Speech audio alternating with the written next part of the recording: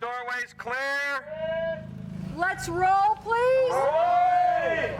Going. Ready? And fire. Fire coming up. And background Speed. action. Action! Sorry, lads. Come on, hurry up! Now we're doing this side. Round the other side. Come on! That roof is on fire! Keep it going! Come on, man! Go in water there! Keep it going!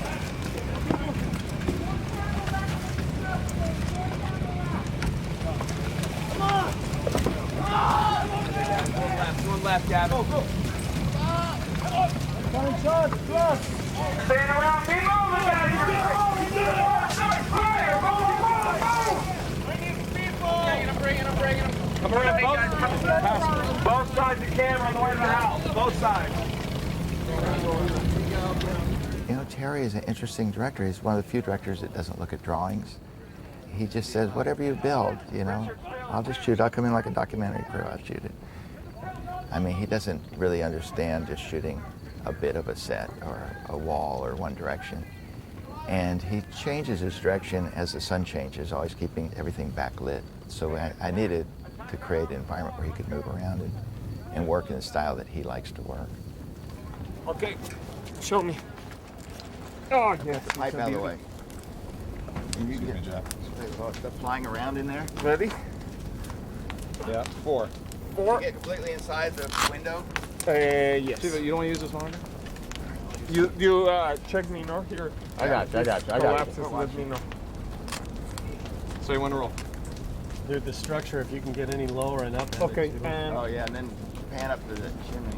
roll it. Speed.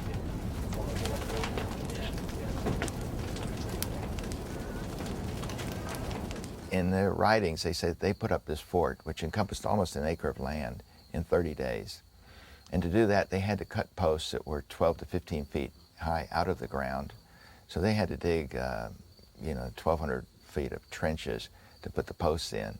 And then they had to strip the posts of all their leaves, branches, and then put them upright.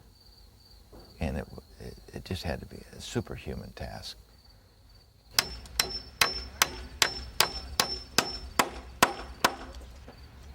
We built the fort out of local materials so that the clay and the wattle and daub looked right. A lot of it because I wanted to see how it would work. I think it was tough for people at the beginning. I mean, I think their instinct is to want to go to exactly the way they know how to build things. And Jack didn't let up. And I think that was tough in the beginning for people, but I think as it went up, they all saw what it was you were actually getting. Well, the first thing I'm looking at are the condition of the fields around the fort, where after trees are cleared, this is what you would have, of course, that kind of weeds coming up. I never really thought about the entire environment. That's one opportunity we got here. And then to look at the shape of the fort and the cannon in place, was two things that are missing in Jamestown are awesome. It's a good possibility. The initial discussions I had with Jack Fisk was to give him a description of as much of what we have found of the real James Fort and its architectural pattern and the type of materials that may have been used to build the walls and also the buildings, the things that he would need to create a set. Terry likes things real, and it was much more fun to build this real. And I think we've kept the archaeologists more interested because they've got to see buildings that they imagined, built three-dimensionally. What this captured is the essence of what it was like to be in James Fort. In my own mind's eye, this captures that feeling completely. That it was crowded. There was a lot of activity going on, just as you're going on now. It's building, and even though it's modern construction, modern contractors, it would. This is really what it would be like. We probably have 100 people in here. That's about about how many people actually were in the fort and building everything. So it's a time capsule. It did take a big dive down there, didn't it? And What, this the one- tip? It'll be all right. I can pull it out. My information is Indians mostly came from the Jamestown narrative, and it was Thomas Spillman, I believe, that spent several years living with the Indians, and he wrote about his life there. And then some of it is from records of excavations that they've had in the area. They've been able to find holes in the ground that show the outline of the houses. It's different from what we saw recorded by John White in North Carolina, and we used that to fashion our main villages. Unlike the white drawings, which are shown as flat-ended buildings, they actually are finding they were all round shape, which we have done, because they actually stand up better than the flat-ended ones. Buck, this wall from here to here props up, and there's going to be covered areas out there to be like a courtyard. For your like rotunda kind of. Yeah. Yeah. Be light, but then we can close it, and it'll be dark, and Powhatan will be back in this area, like where the scaffolding is. The idea is that there'll be a door probably somewhere around here. Oh, so you come through down here. Yeah. You know the English, they talk about all the windings. All the and stuff? windings. Yeah. You have to go all the way around. Trying to get an idea of how your windings go. You come around there, and you come in, and he's way at the other end. We were extremely lucky in that we chose to build things as closely to the way that they think they were built. I mean, as best we can tell. Doing it this way and using all natural things that we had, we not only kept the costs down, but I also think that we got to the desired result much quicker than had we gone a traditional route. We had tried to build these things like scenery and then disguise them. Did that one not get tied up? No, they're all. So I need a bunch They're of them all in. tighter. You need to stake over here. Wait a minute. Let me just bunch them in tighter. I hate to do that, but It'll be fine. We spent some time researching and finding seeds for Indian corn, because corn now is hybrid, and Indian tobacco and other melons and things that they would grow. And we were able to obtain some of those seeds and plant our fields. We planted about a 3-acre field for the main garden at Werowocomoco. we're weeding as much as possible, but trying to do it thinking that it would be like the Indians would do it. You would do the bare minimum to as much as you could to have your crop come up without, these guys it was pre-iron tools at this point.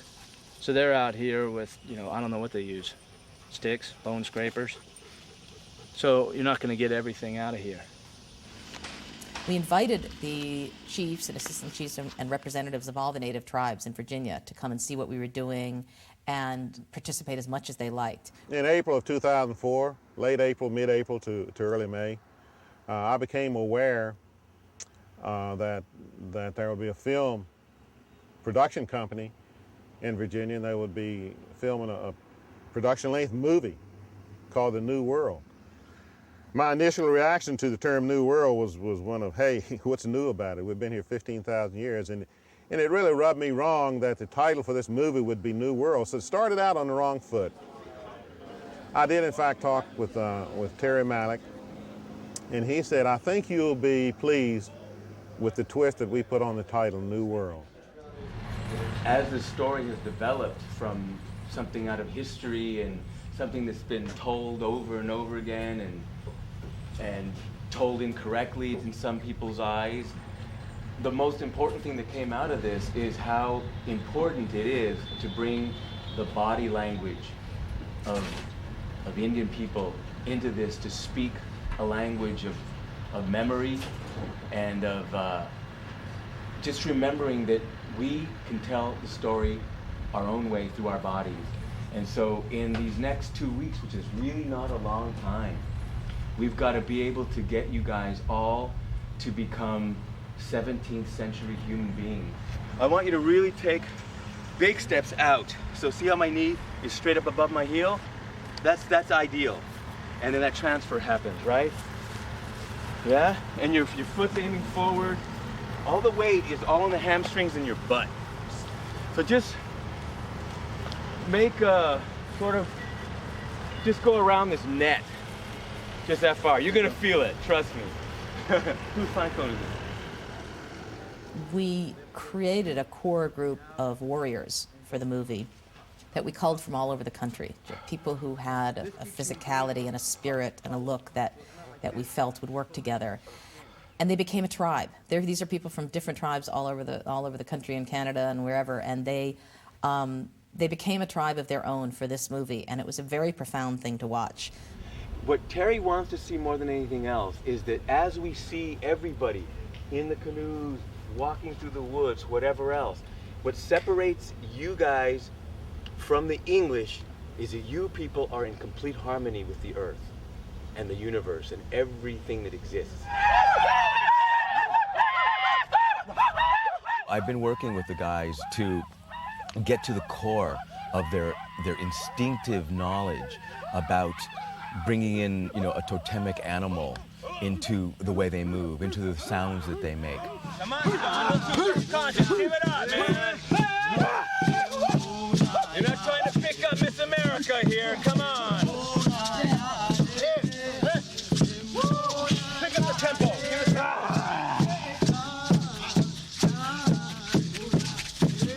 use the tempo up. At first he was having us do all these crazy things like take a tennis ball, go through our legs, walk toe to heel, and you don't really know how effective that's going to be till you actually come out here and you're actually in the woods walking like that and you see all that balance where it all comes into play. And just him warming us up spiritually and everything, getting in tune with everyone that was here in this land 400 years ago. It's going to be particularly difficult out here because it's going to be hot, it's going to be nasty, you're going to be covered with mud. It's not going to be pleasant. The working conditions are not going to be pleasant. You're going to be working real hard. And the temperature's going to be way up there. Open your pan, crossed here. Don't rest it on your hip. That aims it into your face. Okay? Grip it right about here with this hand. Now you'll see you can balance it right there. Open the pan, fill the pan half full. When the pan is half full, you will close the pan. You'll bring the musket up to your face and blow the excess powder up the top of the pan cover. Slowly squeeze the trigger. Don't jerk it back. You will not squeeze the trigger until I tell you to. Oh, I'm sorry. I thought you said squeeze the trigger. I'm used to it. Once we selected our core colonists, then we brought them in for the training camp as well, and they learned, musketry. And they learned how to fire. They learned swordmanship. Unfortunately, accidents happen, as they often do. Right here. Do you want to stick these under cover so that But I think they got the people to have a really good production. So this time, I want you to connect this, the frog. I want you like this, frog. Okay. So stay low, frog, from right there. Yeah, nice. Now do a frog, back bend, back to a frog. So it's gonna here. One of the great challenges of this movie was finding an actress to play Pocahontas. We searched for 8 months, starting in Virginia, moving throughout the United States and North America, and eventually through the whole world. It was only in the last month that our casting director, who was also casting for a different project and a very different sort of role, noticed the headshot of Koryanka Kilcher, who had been living in Los Angeles this whole time. We happened to be doing a camera test, and so we said, oh, come stand in front of this 35mm camera with no makeup and just yourself and see what happens. And I tell you, when we screened that footage, she just jumped off the screen at us. She has something really extraordinary. It's powerful and it's beautiful, and it's Pocahontas. It's who we saw as this character who would mesmerize John Smith and be strong enough to sway him from one course and lead him into another for periods of time. You have a journey from very beginning to your death. It's just, and it's not even the loss of innocence, because that's a very negative term. We don't lose innocence. You wouldn't have any concept of what losing innocence is. Life is a journey. And like your last little speech to John up at the end, right? Mm-hmm. It's a time, and it's passing. And now it's death, it's next time. So you have to embody just every bit of that philosophy in every single thing you do. But from the beginning to the end of the film, that is your physical journey. With Koryanka, we're trying to find a way to segue her into the world of English speaking. So from that, starting from a place of gesture and body language and her own native language of Algonquin, She has to find a way to move into it slowly, so it will be through the body first. As she was starting to learn the words in the Powhatan language, we started to find gestures that would speak of those things. And sometimes they're very specific, very sort of like pictograph. They tell a real specific story. And sometimes it's just the way we talk with our hands. Bocateo, bocateo, bocateo. Okay, now we're cold.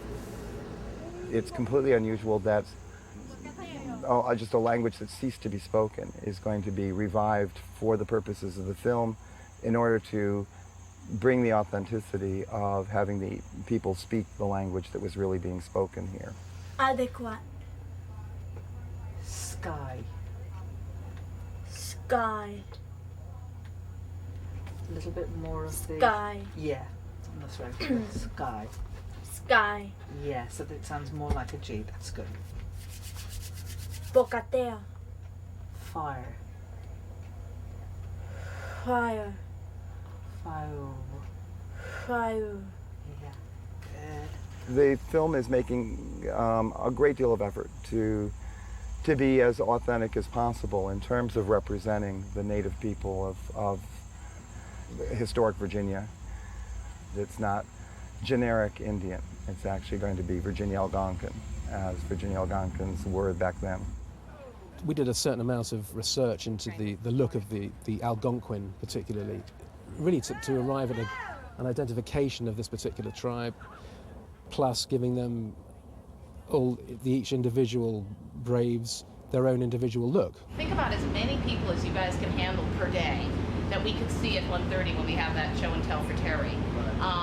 Whether it's really 3 is your max or whether you can do more, because I want to take this week to figure out what all the options are, like what's the best texture of mud, all the different ways you can do the mud, what's the best texture of ash, is it better on bare skin or is it better on, paint, like will the ash, what if you sprinkle ash over a fresh paint, all those kinds of things. I know Terry's really, really interested in seeing texture and layers. Chalky. This is kind of chalky. Yeah. This kind of freshens it up where it just looks like a fresh. stain. And it's got a little bit of a glisten and it doesn't look quite as chalky. We had a lot of experimentation to do because it was worth just figuring out even the most ridiculous patterns we'd try out. We'd try out any kind of texturing. We looked in all the possibilities of the various earths around at the time. No, this is going to be shaved. Oh, it's not going to be like an extension? All this is going to have, you're going to have more hair here. But we love all your wild stuff. Love all the wild.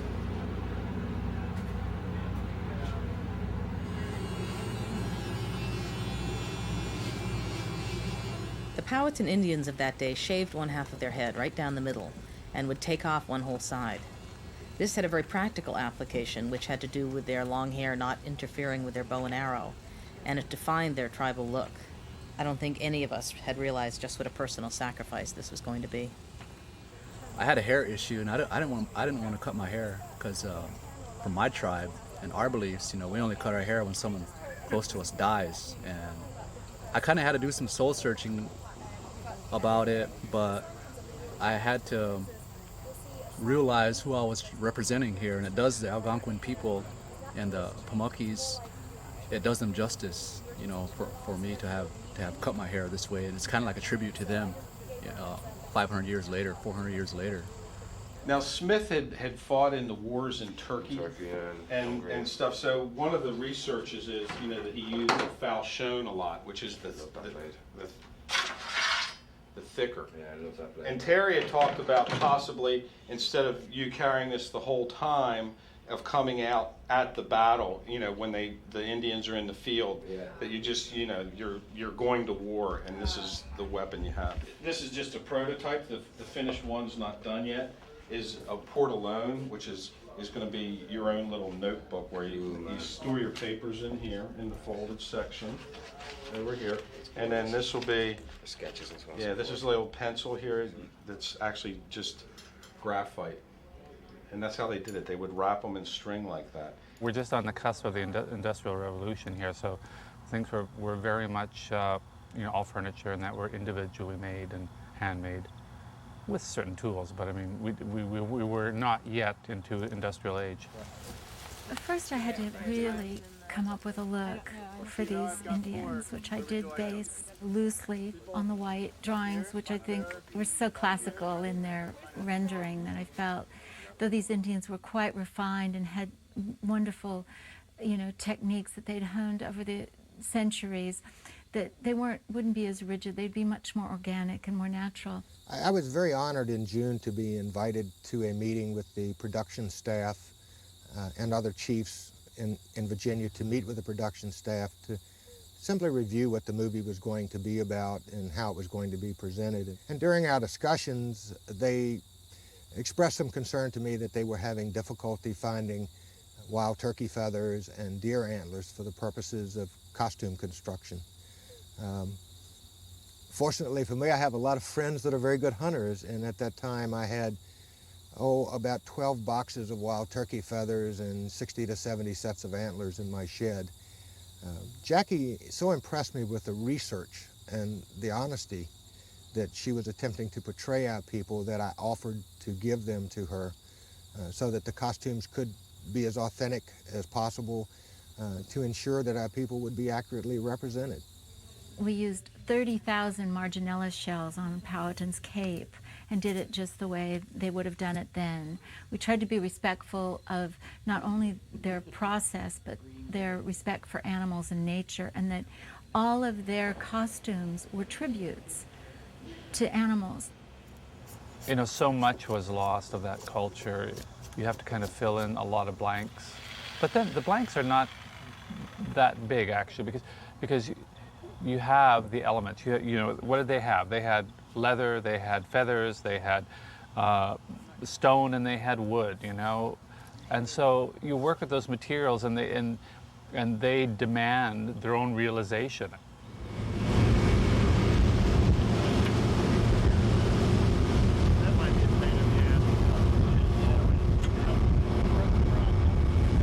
One of the biggest draws to Virginia was having these 3 replica ships literally 5 miles from our major set location.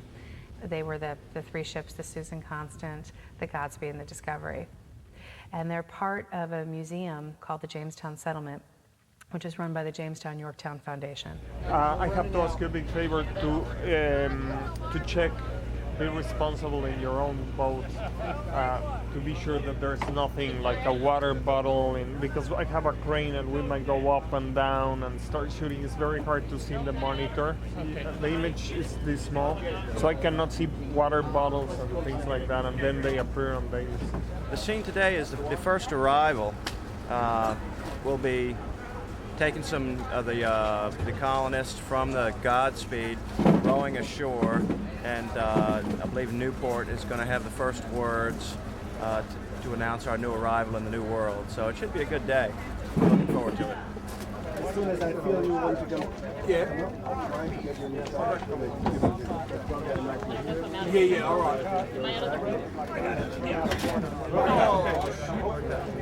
And it's better if I come down on this thing. The first day we did an enormous amount of work, and we were literally just thrown in. It's a pretty quick-moving vehicle, largely, this shoot, which isn't what I expected. 11 Charlie, take 1. B mark. Stand by. And background. Action. Okay, go now. Yeah. Come on, Harry. Get you move it. Move that.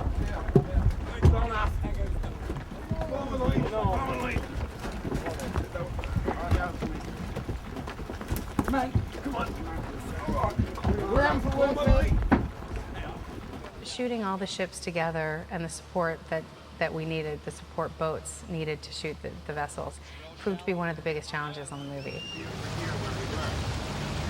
Can you get 1 or 2 shots off safely? Yeah. Great.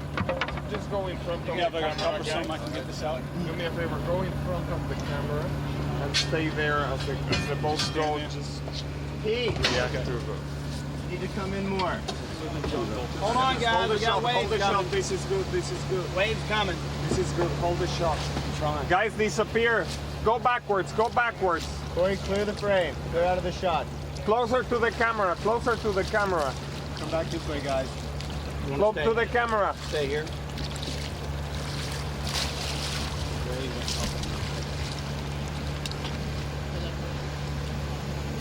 Come in front. Cut.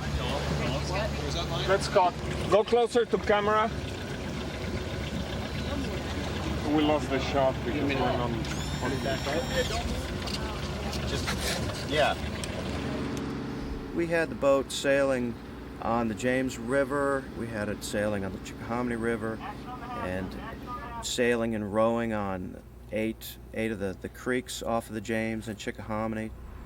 Naturally, this gets everybody right in the mood because along the way we're handling sail and working in conditions that would have been faced by the very same people that arrived on these vessels in 1607 right here in Jamestown. It makes, for us, it gives us a real-life experience of what these original settlers would have experienced. Can I ask you a favor? Yes. Could you hide behind this as much as you can behind this tree? Yes. And then you get very low. Yes. No, hide this way. You don't want the English to see you. Oh, this way. Here. Okay. Let's go closer to them. Get closer.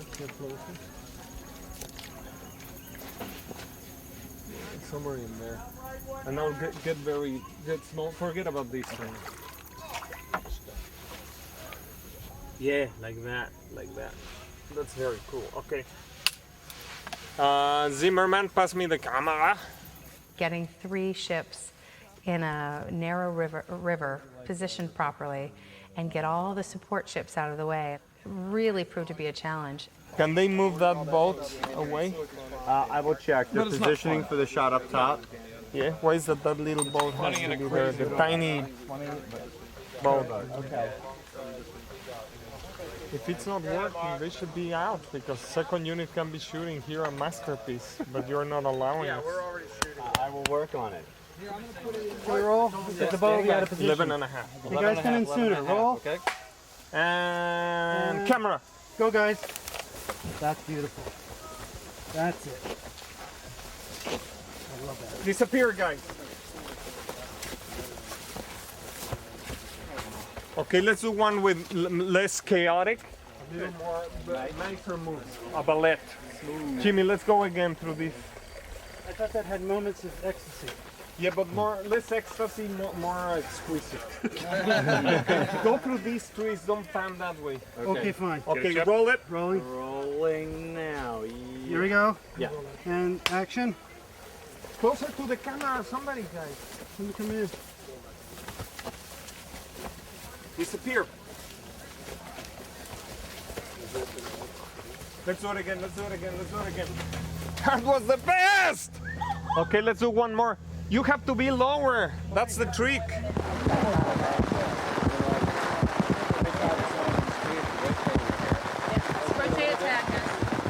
The conditions here in Virginia have been some of the toughest I've worked on.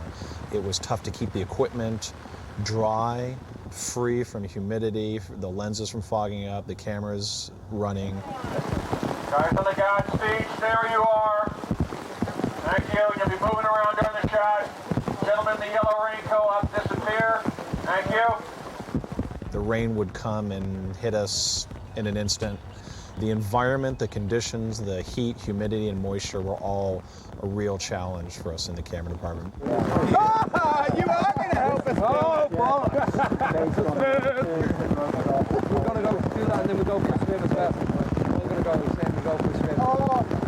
There's the water, man. I'd spread the tent out so you got the right size, get underneath it with the poles lifted up, and then start pulling out the sides while somebody holds the poles up. I think we got the most rainfall in our 6-month period in Virginia history. I mean, it was astonishing the amount of rain that we got. We had one guy on the crew got real sick, and I think it might have been a spider. Really? Can I tell you something? It's what's the name of the ones that... Black Widow? No. The ones that have the big brown belly. There's a brown recluse. Yes. They don't have brown recluse in Virginia. They don't? No, yeah, they do. They say they do, but they don't. We just saw one. Well, Mr. it's visiting from somewhere else. It came in the camera case. You turn back and then he swing, you're ducking, remember, and then you hit his hand. You hit his hand and then remember you run away. All So right. now you do this. We're gonna do all that right here. Yes. Okay. Yeah. All right.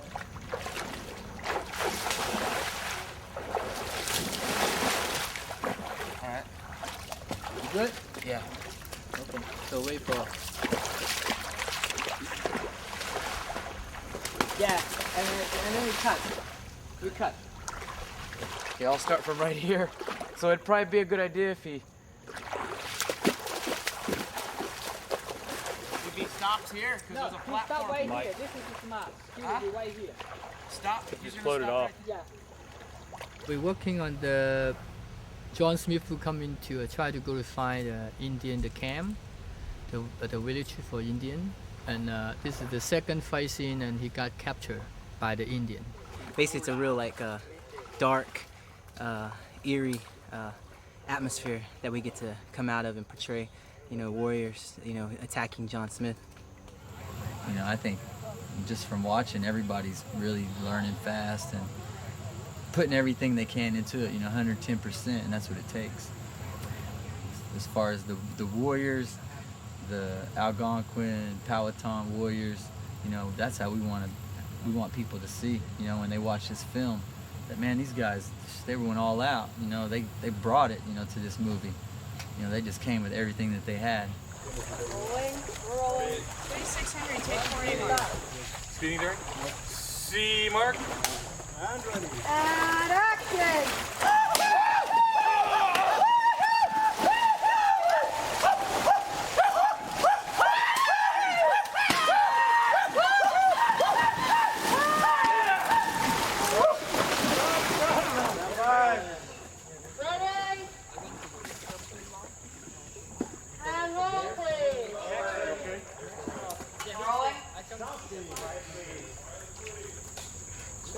Loud. Exactly. Take 1A mark.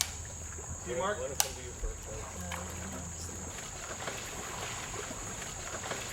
And action!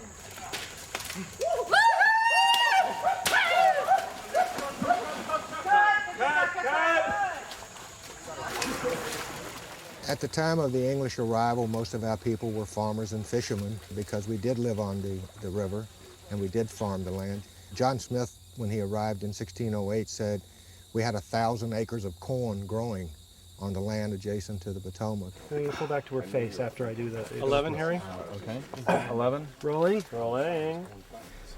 Stop speed. Speed. And anytime. Action. Bring it down. Down, down, down. There. And open it up. Towards camera. Feature it towards camera a little. A little bit more movement, Carolina, right where you are. That's it. Other hand as well. I think, what was I doing when I was 14, man? Guys, mates would stay over. Barry Maguire, I remember, would stay over. I was playing a lot of football. I mean, it was pretty much the staple of my diet. And here at 14, Corianca Kilcher has to come on and play, and is fortunate to, and is happy that she is. But she has to every day perform as Pocahontas. I'll be hitting the map after this, which... Go further out. She's doing incredible. She's amazing. She's such an insane mix of lightness and darkness of spirit. But she has a smile that could light up both hemispheres at the same time, and she has just a depth of darkness which would make the world stand still and stop moving.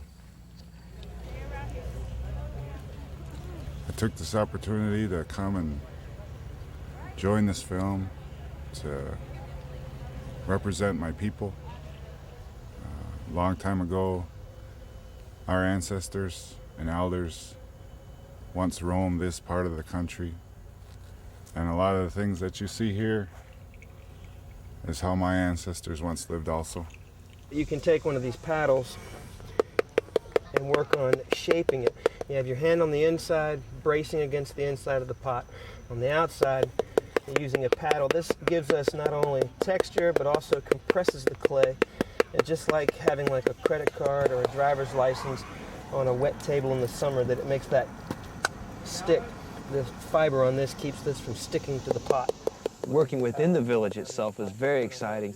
I think a lot of the native people enjoyed being in an environment that involved all these huge oaks, as well as these long houses that were, draped in mats and so forth, and especially within the Great Longhouse, Powhatan's location.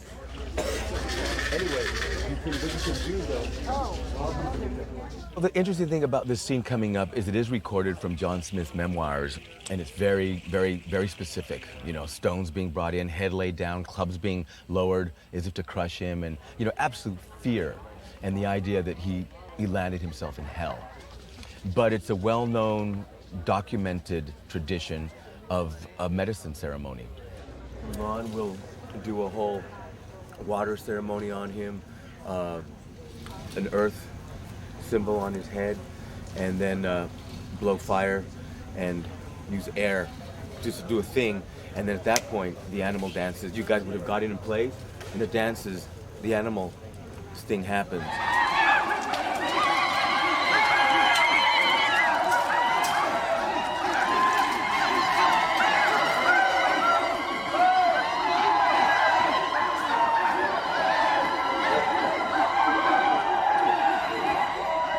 What Terry and I talked about early on in the beginning of our collaboration is that he would bring the European white man perspective of this history from their retelling, but we will simultaneously be telling a story reenacted through these ceremonies, through these dances, but from an Indian worldview. There's something about the story that just reading it and thinking about it, the meat of it, the emotion of it, the passion of it, the pain of it, and the history of it is very much about the Native Americans. And to do today, which is a scene that I've been captured by a few of them and taken into their Wero Makomako. Yeah, man. HQ, in other words, Indian HQ. And they're all, you can hear the greeting they're giving me there. That's my point of view. That's why I'm here talking to you, because that's my point of view. And it was fairly mad. They all did this, they've been rehearsing for weeks. Raoul and his boys, the core lads, have been rehearsing for weeks, doing these dances where they inhabit different characters, different animals, wolves, snakes. Raoul, I think, was doing a chicken, and me, man, they were in it. They were so in it. It was fun. It's like having this snake and going into, animal style. I got to get wild, have the actual snake skin on me. Get to get wild, and kind of slither through, and it was good. And it's tiring, but it was good. This right here, this is called Tiro Hajo. My great-great-grandfather's name was Crazy Snake, so I wear this in honor of him, Seminole, Mado.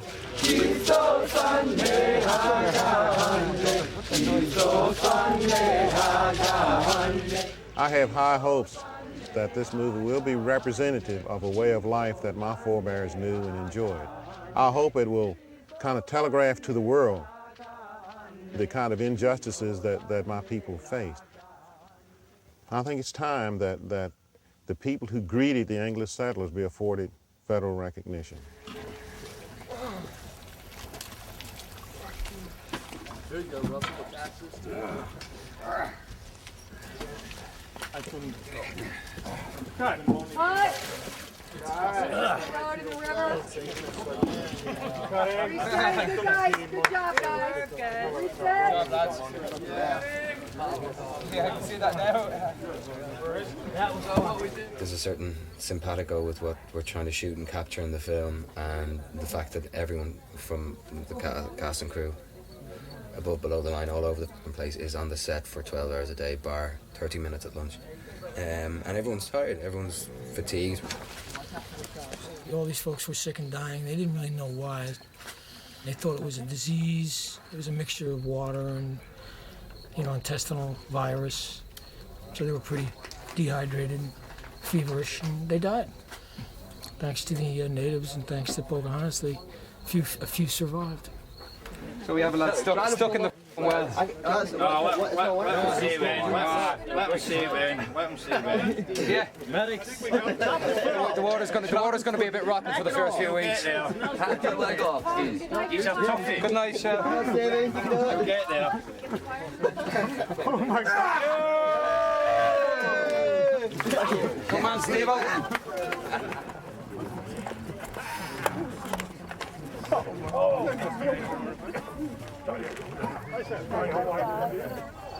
When the crew gets out of the way and you see just the cast who looked into the fort here, you kind of have to pinch yourself and you go, wow, this is what it actually looked like. And these were the conditions these people came. What a ludicrous idea it was to come over here. Or what sort of, I mean, what did you expect that this, in 400 years, America is now what it is? That whole notion of discovery and taking risks to go into really the unknown. There aren't many places left where men go into the unknown. I mean, for themselves. You realize how these people really suffered and what they really went through. And as we get really lucky, we get to be the ones to tell their story. So it feels like you're not just doing a movie, you're doing part of history. We get to see things, do things that probably only they did. I guess, like he was saying, it's just being able to see it almost through their eyes. In fact, there's been a few times it's almost been scary. We're sitting around, it's like a lot of us just met, and we basically stay together now.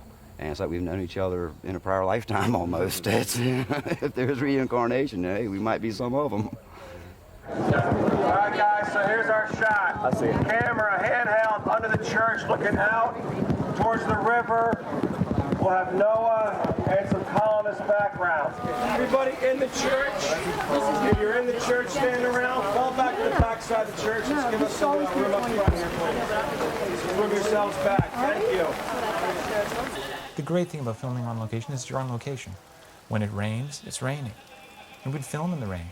We'd film in blustery conditions, conditions that weren't great for sound. We'd film in half light, overcast days, bright sun. And all that really just allows you to experience something. It adds an element.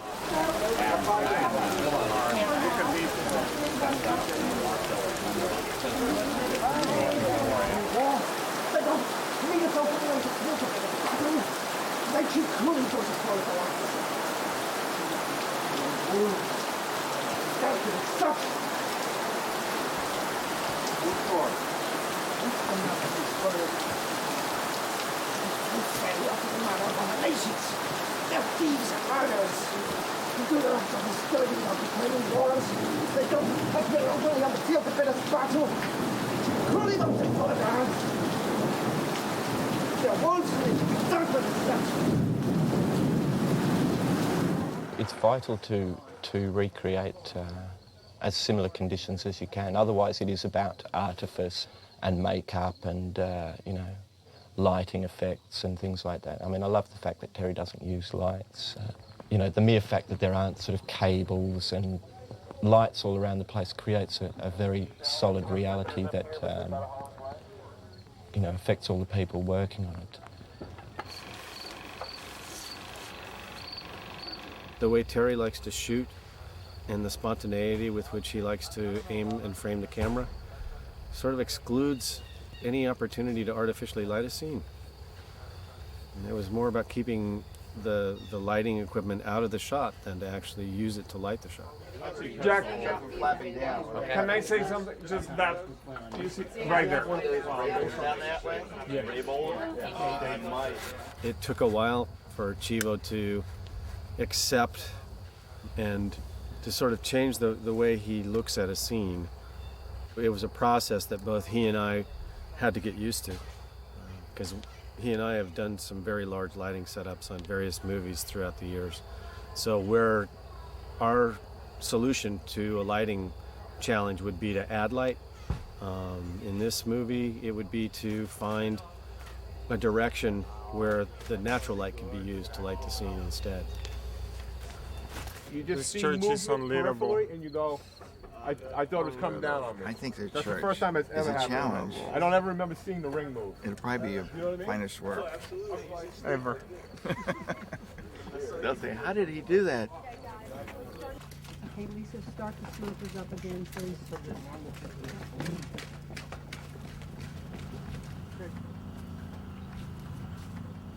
It was amazing for me to really see the changes and go through the changes from just being in the forest, the carefree life, just listening to birds, swimming in the river, just really, really happy, and being really confused and having all these things happening around me, and then going through all these different ups and downs, and then finally on the end becoming at peace with everything after I've gone through all these things, and I live a totally different life and have a son and a husband.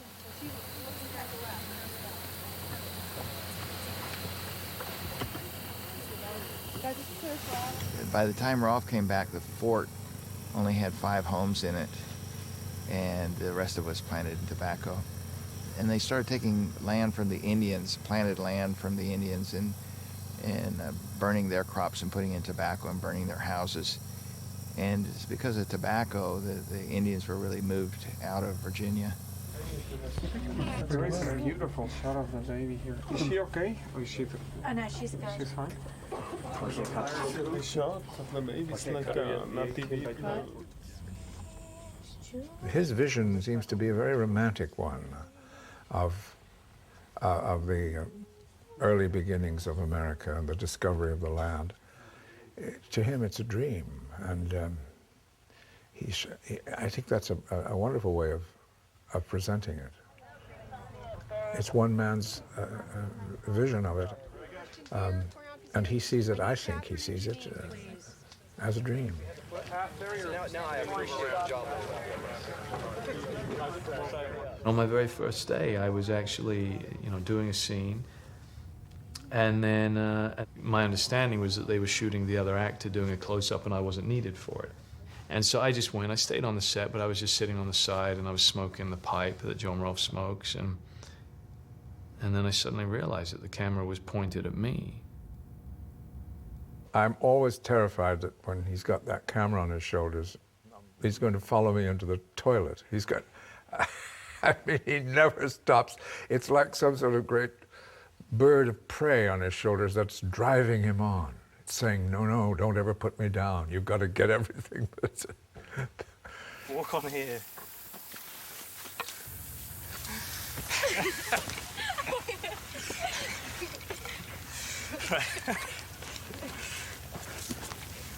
It was very funny at times because Terry liked Jack Fisk to create the houses and the locations so that he could shoot 360 degrees. So the crew had to be ready for that as well, because unlike most movies where they absolutely know the camera's locked between these two positions, that's it. With Terry, you never knew. It could be there, and then suddenly he's spinning around and looking there. So you can't have, a bunch of, the gaffers and everybody, or the craft service set up right there. But, and I couldn't stop laughing on my very first day when he did do this thing to me, where he just suddenly turned the camera on me and said, "Christian, do whatever you feel like doing, walk up and down, do whatever you want to do." And so I did start doing that, and I realized that, okay, there was a bunch of crew over there, so if I walked over there, what were they gonna do? So my bloody minded nature, I was like, I'm gonna go take a look, see what they do. So I did. I'd start walking over there, and they were running. They were diving behind bushes to get out of the way, because they just knew this was part of the deal of working with Terry. They could spin around any second. I'm used to a director, Simon Windsor or Beresford, whatever, will come with a storyboard in the morning. This is what we're going to do today. This will be a dolly shot. Then if we have time, we'll get to another scene, blah, blah, blah. Where I guess this is Malick's genius, if you like, that he sees it as he works. And that's the feeling I'm getting from it anyway, that he's not sure how he's going to shoot a scene. He'll say to the camera, he says, well, let's try this, and then he'll get behind the camera, and then that's where his genius comes in, I guess, and it's magic time. Oh my goodness! Look at these smelly. Best shot in the movie, right here. Best shot in the movie. Go a little closer to the lamp, Korean Pika. Oops, sorry. Harry, I'm not joking. Can somebody This push could my be the chair best shot more of the this movie. way? Okay. Look at these. Okay. Whale. Yeah, much of a whale. here. Oh my goodness! Oh yeah, we're gonna do some killing today. Oh yeah, all right.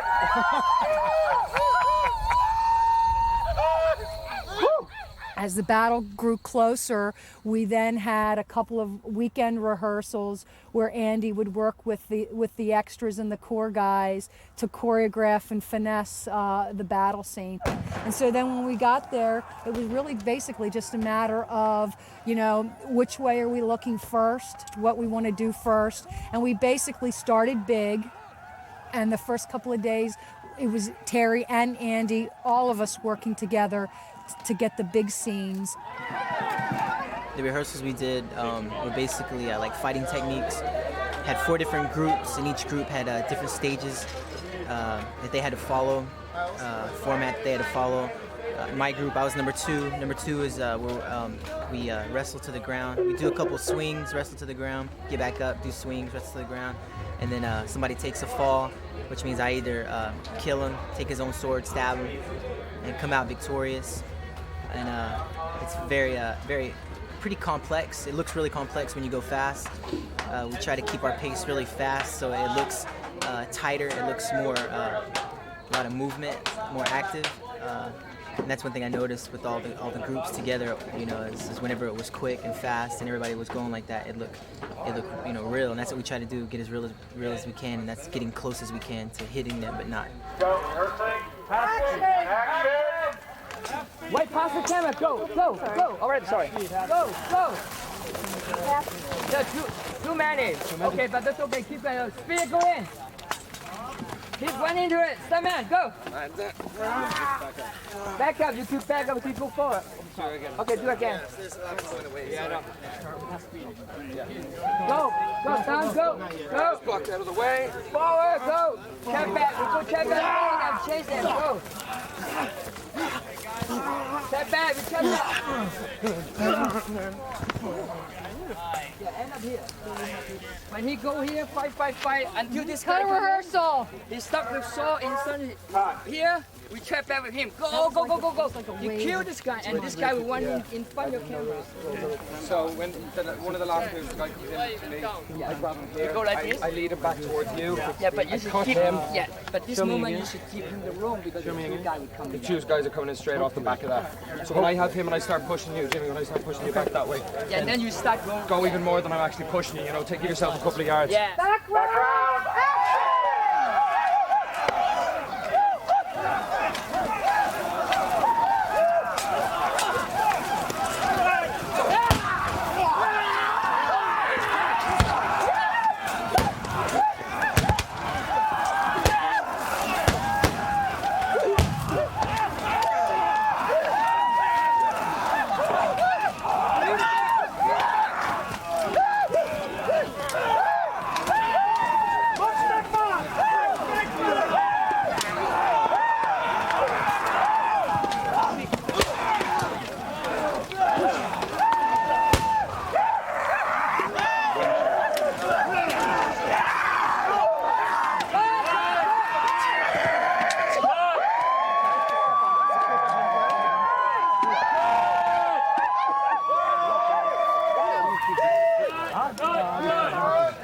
You just walk out of the fort and you feel like you're there.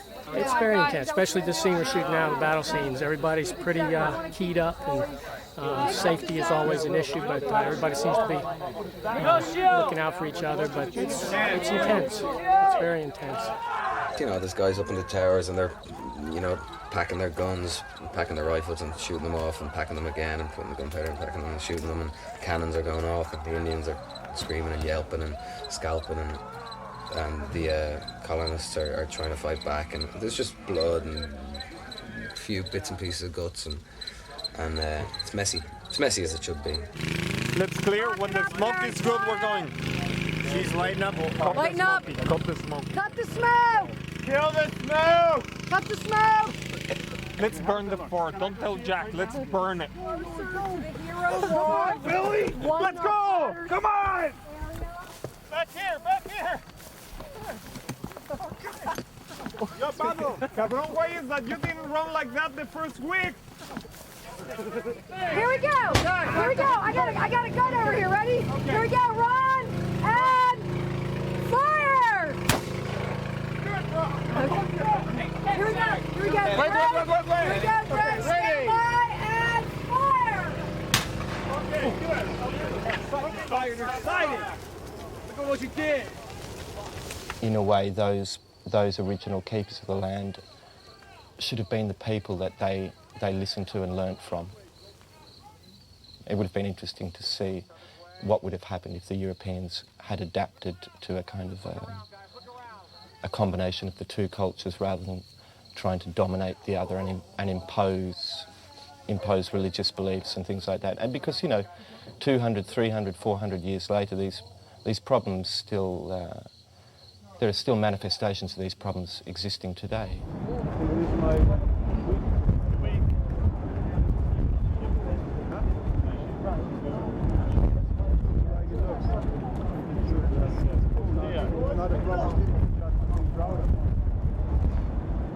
Stand by your seat, please. This experience has definitely changed me. Pocahontas has qualities like courageousness and love and a love for life and every little thing. So that will always be part of me. Hurricanes do seem to follow us wherever we go. We hit 5 of them in Virginia, and we hit 1 of them here in England. It was the first one that they've had in 24 years. All the neighbors out here just watching the water is so dramatic.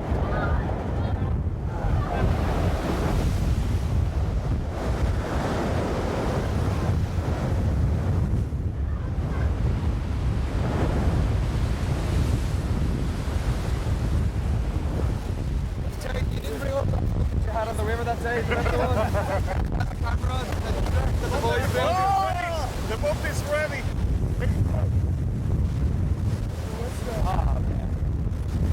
Whatever we should do it quickly or we're losing more and more life. We're losing what? Life. Even though we've gotten so much rain and hurricanes, in an odd way, it's provided beautiful light, because what happens after a hurricane is beautiful skies. Okay, roll it. Tractor from 9. Okay.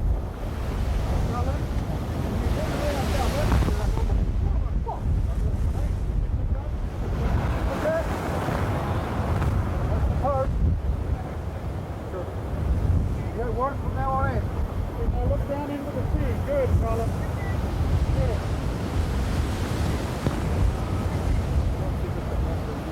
Sorry.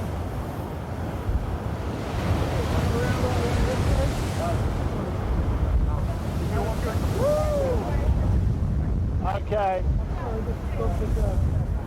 You still running?